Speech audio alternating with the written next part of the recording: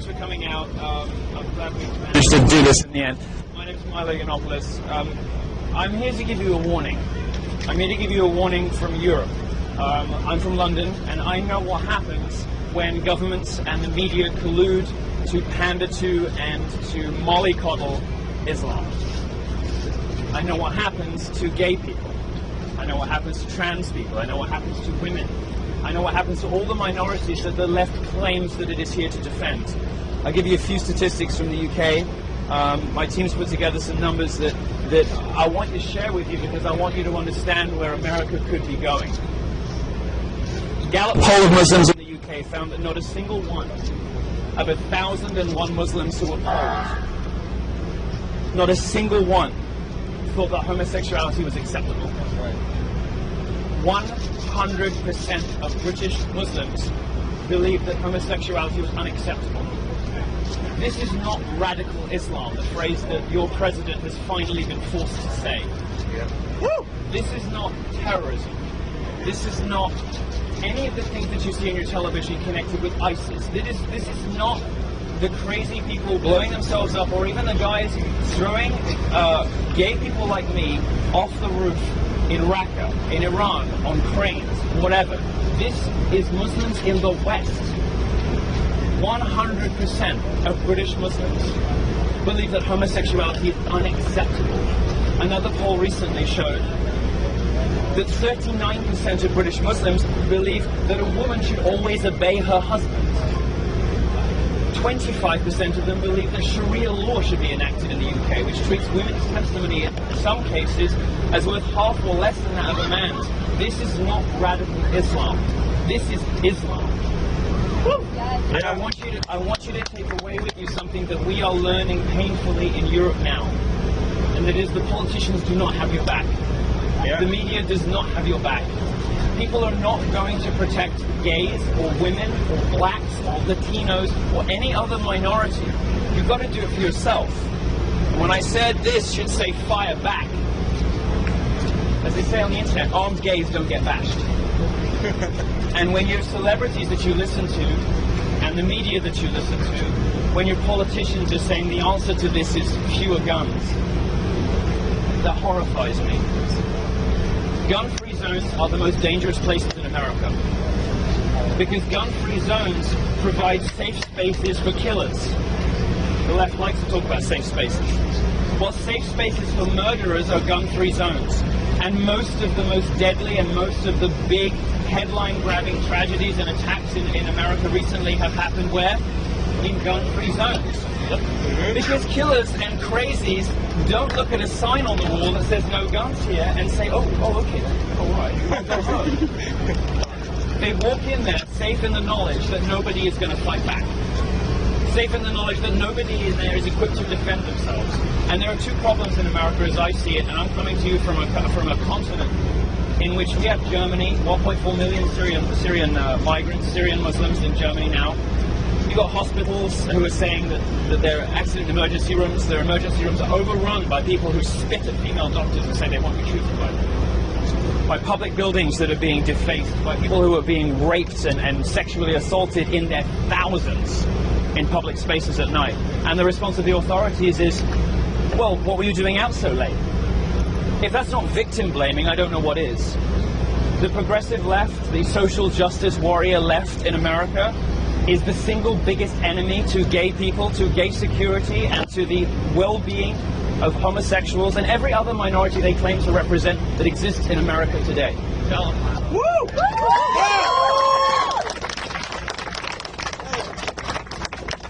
Some more statistics from England, where I'm from. 52%, 100% of the Muslims in the Gallup poll believed that homosexuality was unacceptable. In a second poll, 52% believed that it should be made illegal. So my sex life, my love life should be against the law. 39% obeying the husband.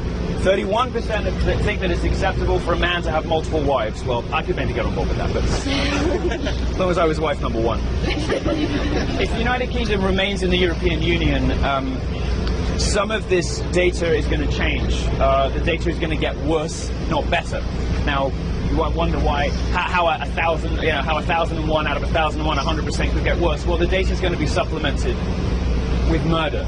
The data is going to be supplemented with more events like you've just had here in Orlando. 50 people, 49, 50 people, and another 50 maimed. This is 100 people whose lives were irrevocably, irredeemably changed by one lunatic whose philosophy was informed by not just radical Islam, but Islam as it is practiced today in all parts of the world. Muslims pouring into Europe and the UK. We see it happening where I come from, and I don't want that to happen to America. America is the greatest country in the world. There is a reason I'm here, because I love this country, and I love the principles on which this country was founded. Freedom of speech, freedom of thought, freedom of movement, democracy, capitalism, property rights. All of these things have given minorities rights unprecedented anywhere else in the world. It is Western liberal democratic capitalism that has given women the vote, given them access to education, the workplace, equal pay, because they do have equal pay. There is no rape crisis on campuses. To believe that, you'd have to think that America resembles the Congo in the rates of rape. It's just not believable. In fact, the Washington Post reported today that out of the 2,600 colleges they surveyed in 2014 for official government data, over half of them recorded 0 rapes in 2014. But the progressive left reports will tell you that American campuses are the most dangerous place for women to be. The American left, the progressive left, the social justice left hates women, gays, and minorities. It is a band of spoiled brat white liberals who care for nothing except their own self-esteem. They don't care about anything except feeling good about themselves and advertising their own moral virtue to everybody else. And while they are doing it, they are denying the rights of minorities to protect themselves. They are denying the rights of minorities to be informed about the risks that are out there. And importing Muslims into this country is going to represent significant risk to minorities. Politicians don't want you to hear that. You hear that from people. It sounds like, oh, crazy right-wing rhetoric. This is the reality that Europe is living through. Please don't make our mistakes. America is better than that. And you have an opportunity now to save yourselves before this happens. Woo!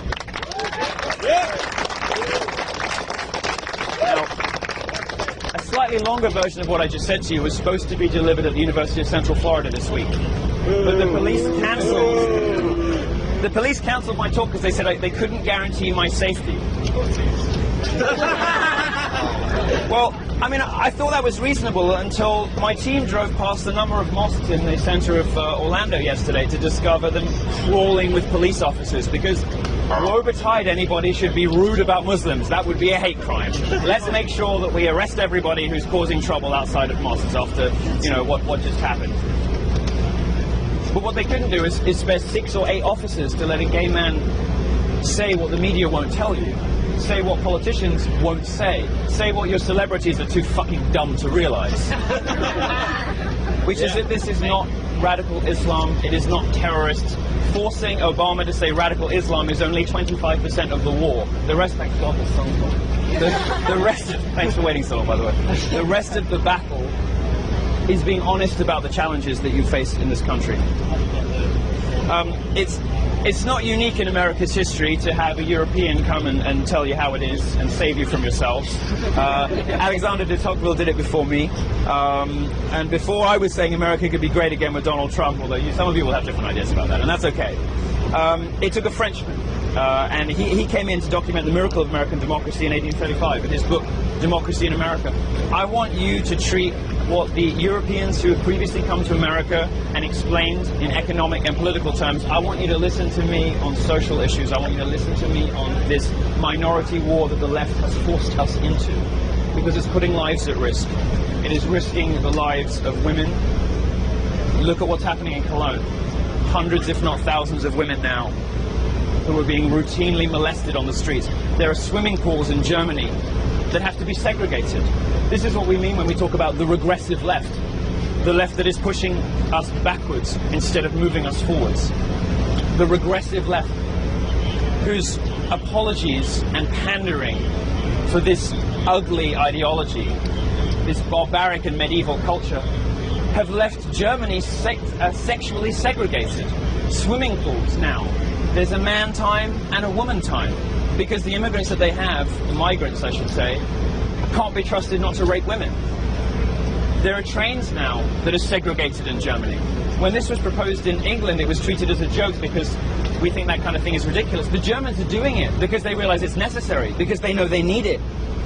America has a problem here, and America needs to face up to this problem. The left is not going to be honest about what's happening. And I'm going to wrap up by just saying, after the Second World War, when Jews saw what had happened to them in the Holocaust, and they saw the number of other Jews who had said nothing, who had done nothing, when that particular minority was targeted by a different ugly ideology. After the Second World War, they said never again.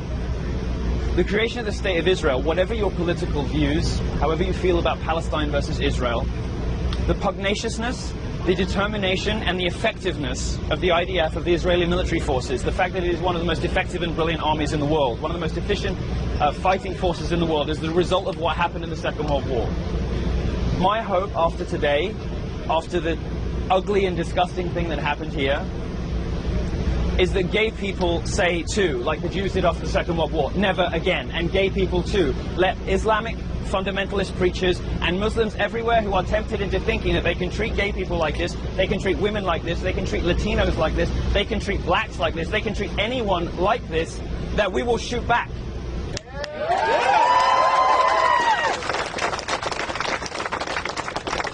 And to those liberals who say the answer is gun-free zones, those liberals who say, oh, can't we all just love each other? Your entreaties to peace, love and understanding on Twitter are not changing the views of people in mosques around this city, are not changing the views of people in mosques anywhere else in this country. They are not changing the views of ISIS. They are not changing the views of the immigrants who come into Europe. They are changing nothing. They're not helping you. They're not serving you. They're doing nothing for you. They are instead lulling you into a false sense of security that you are safe. You are not safe. The best thing you can do in America, because you are in the best country in the world, as I said, and you have two things on your side that Europe doesn't. You have the First Amendment, which means, or at least should mean, that people like me who don't even belong here in a way, you know, I'm not a citizen here, can come here and say whatever they feel. Most of this talk would have got me arrested in Europe. Can come here and say whatever they want, and you guys can say whatever you want. And that First Amendment is underpinned by the Second. It is your right to bear arms. It is your right to protect yourself. If 2, 3, 4 people had been armed in that nightclub, it would have ended very differently. Gay people need an end to gun-free zones. Gay people need an end to the pointless pacifism of the left, because we have a threat on our shores, in our communities, in our societies, in streets not far from here, that requires a response from the minorities the left has given up on. It refuses to protect us. Instead, it pits us against each other. It creates a victimhood hierarchy with Muslims at the top. Well, the problem with putting Muslims at the top is they want to kill everyone else on the list.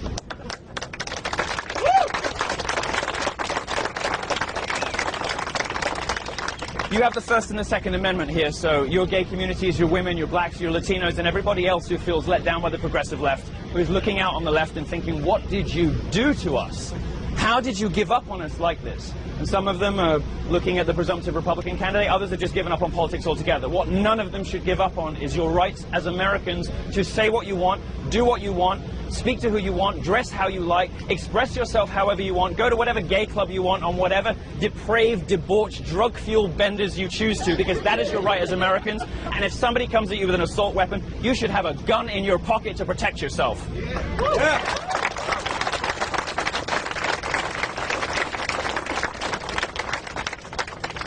That's all from me. Thank you very much. I'm going to take your questions. Thank you for waiting in the heat. I'm looking disgusting myself. Gavin McInnes, who some of you will know, has a question. I think a lot of the people with questions would like to say something, and I feel like that they feel sort of encumbered by the whole paradigm of a question. Do you have a statement? Would you like to make a statement? I don't know if you have a moment. All right. Gavin McInnes from the Anti-Community Network. How are you, Gavin? Nice to see you. Go ahead. Isn't it funny how a Canadian immigrant and a British tourist are telling Americans how great their country is? It was founded by guys who wrote down on a piece of paper the basics. And they knew the pendulum would swing back and forth, so they added amendments. And the First Amendment said free speech. We have a gay man here who would like to discuss the slaughter of at least 49 gay individuals. He's prevented from that. He says, I would like to talk about the prevention. That's prevented. And we're told, oh, they can't provide security. That is total and utter bullshit. We have security right now surrounding us. We have cops on the roofs That is a lie. What is really going on here is we are consumed with Islamophobia, and the Islamophobia we're consumed with is Islamophobia. We would rather die, we would literally rather die than offend. We would rather die than stray from the narrative. Right now, we have a culture in our country that doesn't like us, that wants to replace us. But our obsession with intolerance includes the intolerant. Our obsession with multiculturalism includes a monoculture that wants to replace us. The liberal left narrative that says, the enemy of my enemy is my friend. And they have chosen the Islamic radical right, whatever you want to call them, just really devout Muslims at the end of the day. They've chosen them as their bedfellows, and we keep sitting here screaming, they're going to kill you first. Hey, gays, we're the only guys that like you. Now, I'm a conservative, I'm pretty uptight, I'm not bananas about He doesn't like gays at all, actually. When I start thinking about what they actually do, it makes me go... But we have a 2.0 in our religion. We've updated it. So, I want us all to recognize that the West is the best. Yeah. And America is the greatest. And yeah, homosexuality is a little weird. We're the most advanced. And as a straight man, standing here with a gay man, I would just like to say, fuck you, Islam.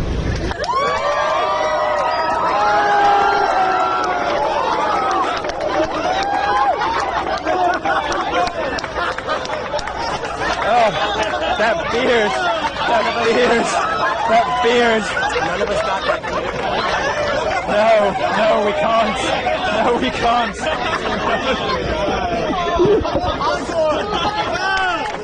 I don't know who that was worse for. You like it way more than me. You love it. All right. Okay. I'll take questions from the media first, and then on to everybody else until I drip so much that I'm at risk of blending into the pavement. And then we got to go. Thank you all so much for coming out. Anybody in the media who'd like to ask a question, raise your hand, please, and I will come around to you as randomly as I can. Go ahead. Yeah, I'm from China. Hello. Yes. Yeah, so there's a lot of reports that the gunman might have been a homosexual, and he probably was. But there's a difference between self-loathing Christians who just sit at home and get angry and self-loathing Muslims who go out and murder people. And the difference is the ideology, the difference is the religion. I cannot stress this enough. What the left is going to tell you is that conflating Islam with Islamism is hateful. It is, it is right-wing rhetoric. It is, it is not something that civilized people do, and it betrays the, what we all know about our Muslim friends and all the rest of it. I just ask you to ruminate on those statistics that I told you. Ruminate on the reality of being a gay person in the Muslim world. 100 million people live in countries where you can be put to death for being gay. 100 million. We don't have that in the West. Why? Because we have democratic capitalism, and also because we have Christianity. You want to talk to me about Christianity hating homosexuals? The best example, probably the Catholic Church. What was the Catholic Church doing in the 50s and the 60s when being a homosexual was illegal in Ireland, was illegal in the whole UK? It was taking gays in, making them part of the clergy, giving them a home, giving them sanctuary. Fine, the Catholic Church didn't agree with what they did, so it asked them not to practice that while they were part of the church's family. But the Catholic Church has been looking after gay people since long before any Western state did. There is nothing remotely comparable in the Islamic world, nothing whatsoever. And this guy's ideology, the hate preacher in north of Orlando, 45 minutes drive from here, there's a mosque which hosted a guy who said that for compassionate reasons, the compassionate thing to do was to kill all gays. 45 minutes drive from here. And the guy who said that was hosted 3 weeks ago. We don't have that in Christianity. And idiots like Sally Cohn, this Jewish lesbian feminist lunatic that you'll see on CNN, possibly the dumbest woman in America. And she's up against some stiff competition. Rachel Maddow and Nancy Pelosi, and I'm showing my hat. says that her conservative Christians treat her worse than her moderate Muslim friends. Well, I'm sorry, but there is no competition between declining to bake a cake and taking to a nightclub and killing or hurting 100 people. It is offensive, it is ridiculous, and I don't use the word offensive very often, but that is. Do not listen to these idiots. When you look as a scientist, as a student, when you look at data, you try to work out what is different about this picture versus this picture. What are the points of contact? What is the same and what is different? And what we find is in these crimes where people are butchered like this, there is one point of difference, and that difference is Islam. And it is not an Islamism problem, it is a Muslim problem, and America is going to get that problem if it doesn't wake up. Thank you. Yeah, go ahead. Comment again on Sheikh Kalishfar's comment about the killing of gays 3 months ago in the Husseini Islamic Center, and the lack of comment from Imam Muhammad Busri of the Islamic Society in Central Florida, who's been a spokesperson here for the last 2 days. Yeah. If you go onto the websites of any of the mosques in Orlando, you'll see mealy-mouthed, woolly phrases like, oh, we utterly condemn the acts recently, you know, we had nothing to do with it, washing their hands. Well, their hands cannot be washed. This is not a time for out damn spot. This is a time for we fucked up and we're sorry. They hosted these guys. They hosted guys whose congregations, or whatever they call it there, I don't know, their flocks, listened to hate preachers who said the compassionate thing to do was to murder homosexuals.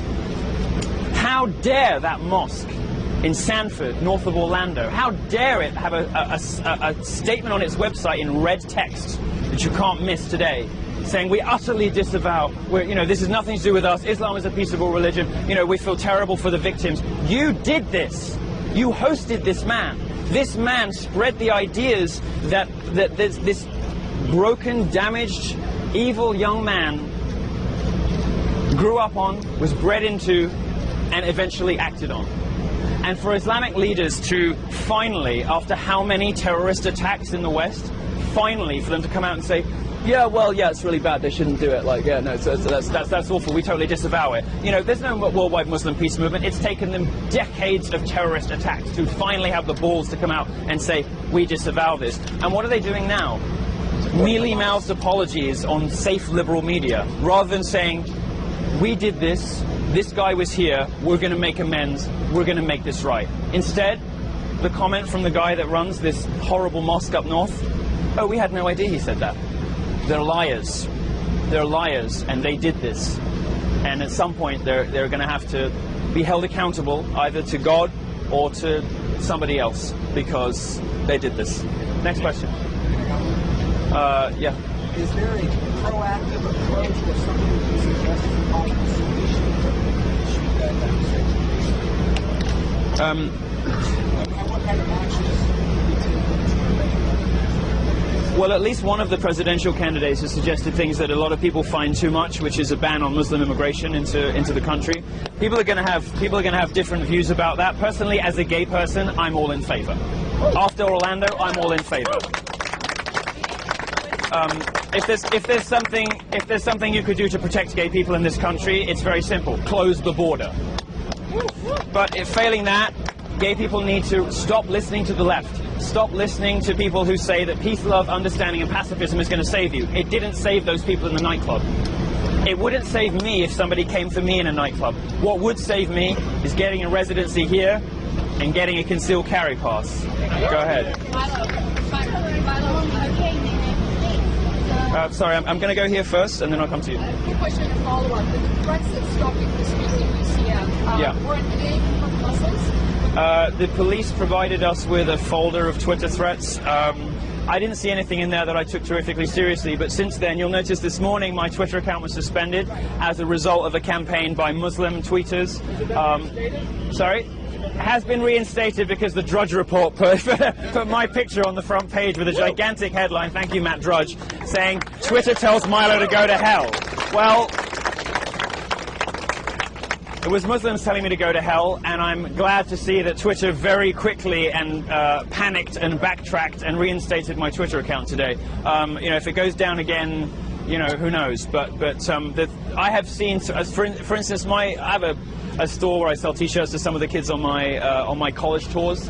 That store has received over 100 threats today, some of them in Arabic and some of them in English, many of them from America, some of them from Saudi, some of them from elsewhere. Over 100 threats just to my store. The stuff I get, I can't even read through. It's just too huge. I don't take it tremendously seriously because, unlike the left, I don't like to use threats as currency. I don't use death threats and rape threats and all this kind of stuff as social currency. I prefer to stand on my beliefs and my opinions and the content of my talks.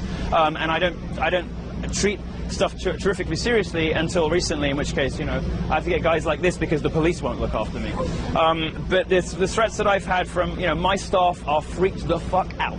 They are terrified. My staff are emailing me saying, can we do something? Can you make this stop? Can you stop this coming in? Can you stop this happening? Because we've had over 100 people just today from a variety of English and Arabic accounts threatening, you know, my staff, threatening, you know, to bomb the warehouses where my T-shirts are made, you know, all kinds of things like that. So police won't do their job of protecting people because of Muslim threats. Is it fair to say that UCF specifically is becoming a Muslim no-go zone?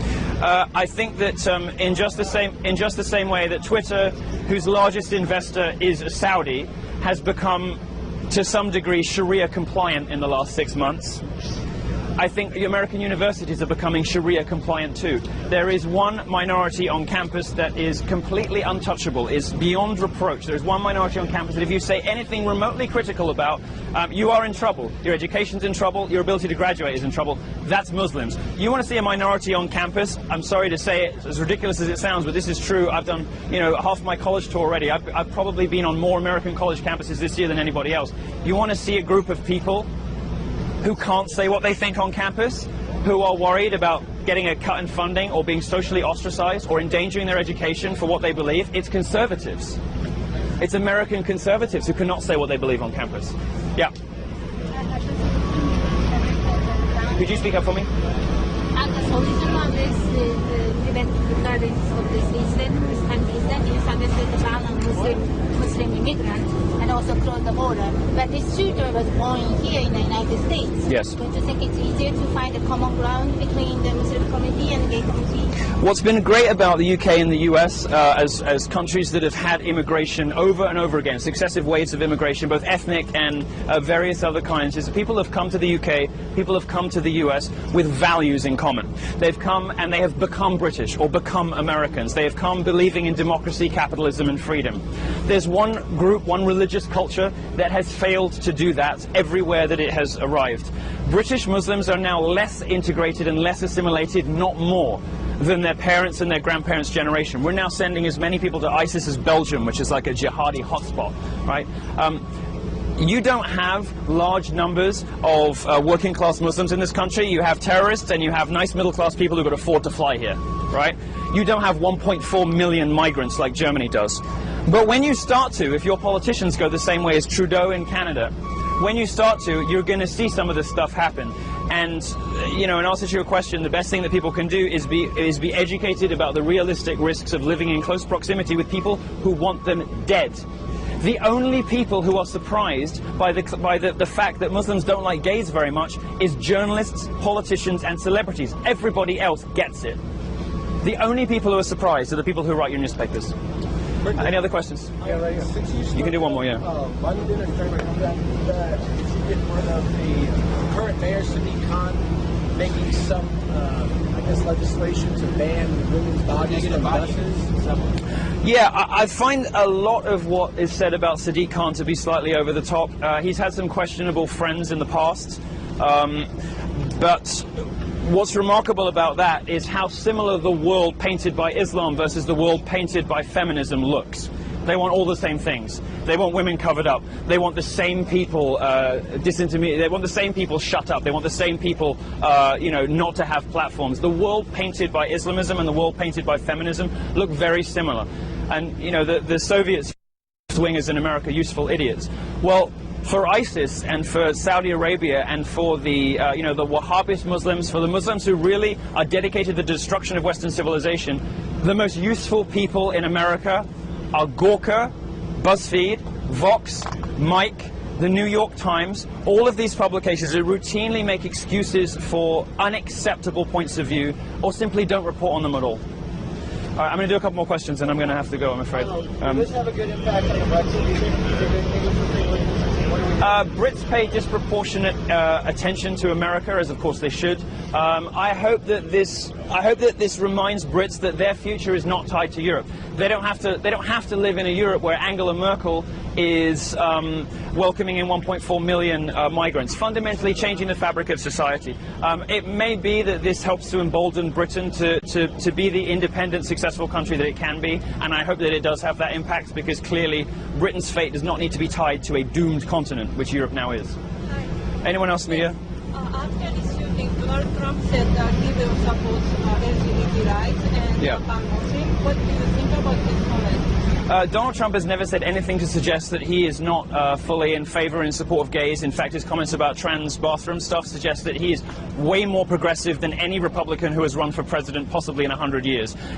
What his business decisions and his track record suggest is that he's probably the most gay-friendly candidate for president on either side for decades. Obama's done nothing for gays. Obama's done nothing for blacks. But Trump has made, in the comments that he has made, Trump has indicated to me that he might be the most gay-friendly president ever. And certainly gay people are starting to pick up on this. Gay people are getting the message. Gay people are picking up on this, which is why, you know, you've got the Gays for Trump movement, and people are starting to report all over the place that homosexuals are saying, you know what, despite myself, despite everything I thought and all the things I've been told and what the left has been telling me my whole life, I think I'm going to go for that Trump guy.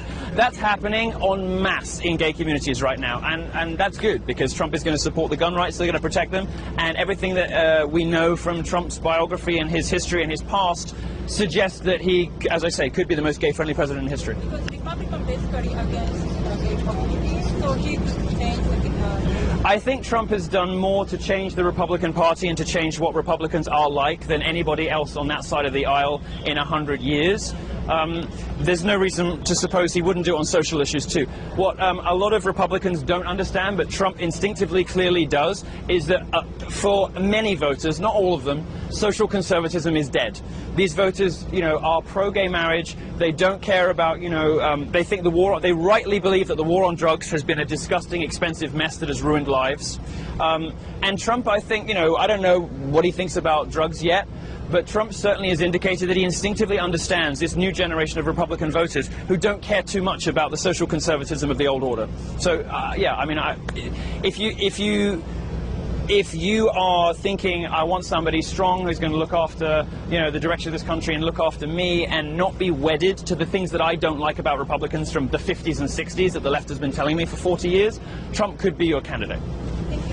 All right, I'm going to do one more question and then I'm going to die.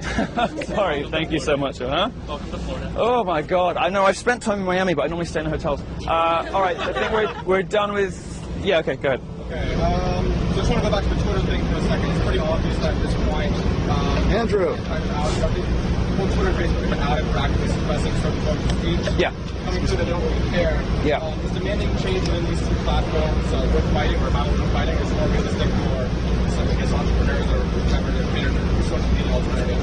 Conservatives haven't demonstrated a particular aptitude for social networks or for, you know, there are conservatives who run tech companies, but they tend to come in later when the company really needs somebody who actually understands numbers, so they get a conservative. Silicon Valley, you're not going to change the politics of Silicon Valley.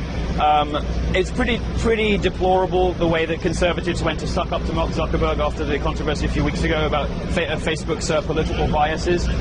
They did a photo opportunity. They didn't demand any concrete, realistic promises for change. They did not require Mark Zuckerberg to make a public statement. Everything was off the record. Mark Zuckerberg, who loves transparency so much, the whole meeting was off the record. I don't have any realistic expectation that any social networking company, any Silicon Valley startup is going to discover a commitment to free speech or discover a commitment to fairness, to conservative points of view. The best you can do is hold their feet to the fire when they fuck up. And when they fuck up too much, the stock price plummets and the company collapses, which is what's happening with Twitter right now. Thank you. All right, thank you very much, everybody. I'm really grateful to you for coming out. I feel. Where should they line up to meet you? I need like 20 minutes in the car. Okay, ask him. I feel disgusting, so I can only imagine how you guys are feeling. So thank you. If you want to come say hi, I'm fine with that. I'm going to need 15 minutes in the car to make some phone calls. So if you want to hang out here, one of these guys is going to let you know where to line up and where to go. And we'll try and find a shaded area if it's at all possible. And I'm going to just hop in the car for 15 minutes and then I'll be out, okay? Thank you very much. Thank you. All right, thank you. I'll be back in a second. Yeah,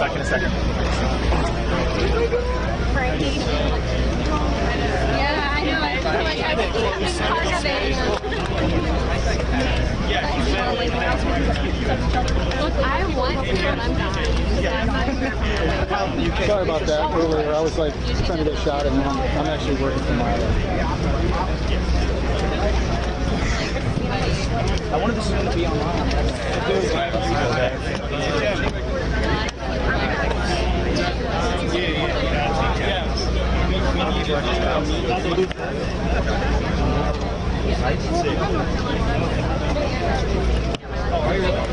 Yeah. I'm thinking everyone should just wait under the shade or kind of form a line. After that, Just nobody come through here. Sorry.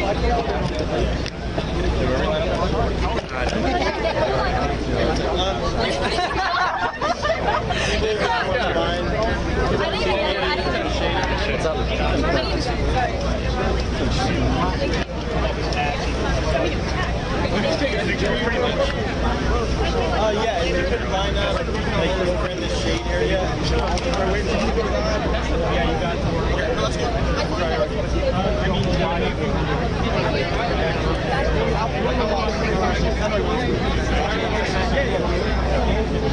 Good job, guys.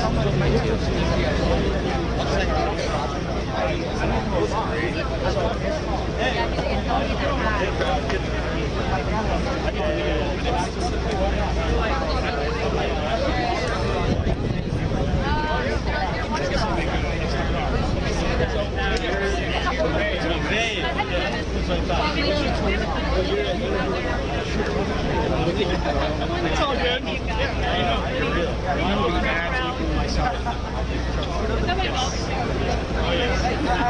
That's cool. Definitely meet Milo. We're I don't really use it. But we're trying to. I usually just like your outfit.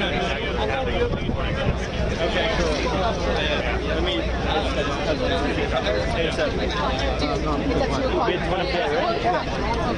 Yeah, I was. Hey, But I mean, I needed to know because I didn't have the production done. I figured out it was here, and I was like, well, that's good. System branded that. It's fine. And I also wasn't rolling the first like 1 minute when it came in. But Andrew had it. Wait, I thought you were. You said you were. No, I wasn't rolling on the camera. Oh, rolling. But the thing is, like, there's a lot to think about. Yeah. There's something about me squatting down doing stuff. Stuff starts shaking. Well, hey, this was one of the quickest things we could possibly put together. So, You guys are happy. Thank you. yeah, thank you guys. It's 20,000. Now that's concurrent. You multiply that by 5. So it's about 6,000. That's amazing. So we're gonna form a line and do like a meet and greet. That's a shit. No, you don't. You're done. Yeah, pack up. I got my awesome pack. We got to see how much room there is. It's got to get in.